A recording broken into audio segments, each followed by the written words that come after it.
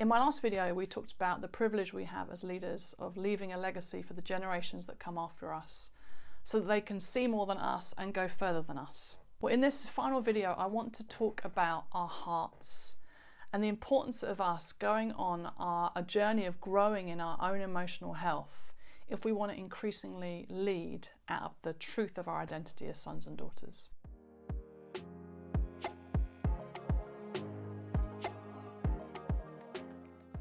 You know, I absolutely love the wisdom in Proverbs 4:23. It says, "Above all else, guard your heart, for everything you do flows from it." I think that's quite a staggering command. Above all else, guard your heart. Why? Because everything you do, everything you say, the way that you lead, all of that flows out of what is going on in your heart. And so what's going on in our hearts really does matter. And we've talked about this tussle of thinking out of our old identity before we knew Jesus and our new identity as sons and daughters, and how there can often be this internal tussle. Well, the different thoughts and behaviours we have usually originate from our hearts and what's going on in our hearts. And so it's really important that we prioritise going on a journey of increasing and developing our own emotional health. You know, Jesus is the perfect example of emotional health. If you look through the Gospels, we see him displaying every kind of emotion, but not being ruled by his emotions. You know, he wept at Lazarus' tomb, even though he knew he was about to raise him from the dead. He had compassion on the sick and on the lost. He got angry in the temple. Jesus allowed himself to feel deeply, but he wasn't ruled by his emotions. And that's what we need to emulate. That's what we need to go after in our leadership and on our journey of growing in emotional health.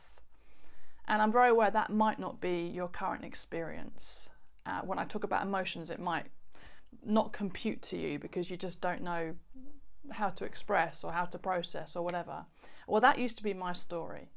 I used to really struggle with processing emotion. I have been on a huge journey over many years, really because I realised that there was something not connecting in my heart. I looked at Jesus and I looked at my own heart and my own life and thought, I am missing out here on the full range of emotions. I was pretty shut down and I just wanted more, and really because I wanted to be more like Jesus. I wanted to feel compassion for people, I wanted to feel pain for people, I wanted to feel joy. And so I went on this journey of saying, Father, please would you connect my heart with your heart? I want to feel like you feel. Would you do something in me? And over the years, he's been very faithful, and he really has done that. And I'm still on a journey, but my heart is so much more awake and alive now. And because I've been on this journey of growing in emotional health, it's helped me to get to know him better, but it's also helped me to get to know myself better, which means I can much more quickly recognise when I'm behaving or thinking out of an orphan mindset rather than my daughterhood. I really want to encourage you, please don't settle for flatlined emotions. That is not what Jesus has for you. He has got so much more for us. And so I want to encourage you, please prioritise going on a journey of asking the Father, please connect my heart with your heart. I want to feel how you feel. Because if we want to lead like Jesus, and if we want to lead out of our sonship or daughterhood, growing in emotional health goes hand in hand when it comes to stepping into the truth of our identity. And you know, the truth is, the motivation for us going on this journey, really above everything else, is that we want to be more like Jesus. We want to be more like Jesus. We want to live our lives much more like him. We want to lead like him. And so if that is our motivation, we've got to prioritise going on this journey of letting the Father work in our hearts and bring us healing and freedom. You know, you and I are never going to be perfect in our leadership. We're never going to be perfect in emotional health. I don't know about you, but I find that very comforting because the pressure is off. And yet we have got the privilege of going on a journey of continually pursuing all that God's got for us. And that includes greater health in our hearts and greater revelation of the truth about who we are as sons and daughters. And if we go on that journey and we commit to that journey, we are going to lead much more like Jesus. And we are going to see many, many people released and empowered around us to be all that God's called them to be.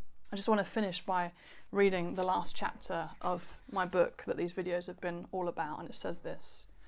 If I can leave you with one thing as you continue on your leadership journey, it would be this. Make it your aim in everything to remember you are a son or daughter. Take time to regularly enjoy the unconditional love and acceptance of your Heavenly Father. When we make this our top priority, everything we do flows out of us knowing who we are. When we learn to lead as dearly loved children, we will find great joy in empowering others to take hold of all the Father has for them. And this is true success.